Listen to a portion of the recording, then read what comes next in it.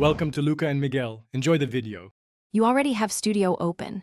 Now get to the game place and show Explorer and Properties so you can edit defaults. Once done, locate Starter Player in Explorer. This is where default avatar settings live. Make sure you expand Starter Player to see Starter Character or place a Starter Character model if missing.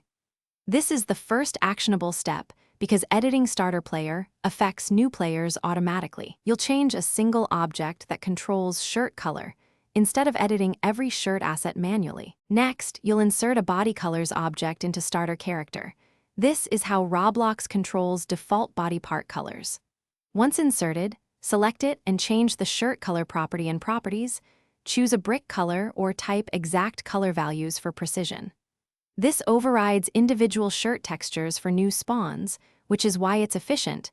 You set one value that applies to everyone. Make small color changes and test by pressing play. Finally, test your change by pressing play and inspecting the avatar. If it looks correct, save the place and publish to apply to live play. If the color didn't apply, make sure no other scripts or clothing assets set shirt color at runtime. They can override Starter Player. As a quick fix, search scripts for body colors or shirt color assignments and disable them. Once resolved, retest. This ensures the default shirt color remains consistent for new players.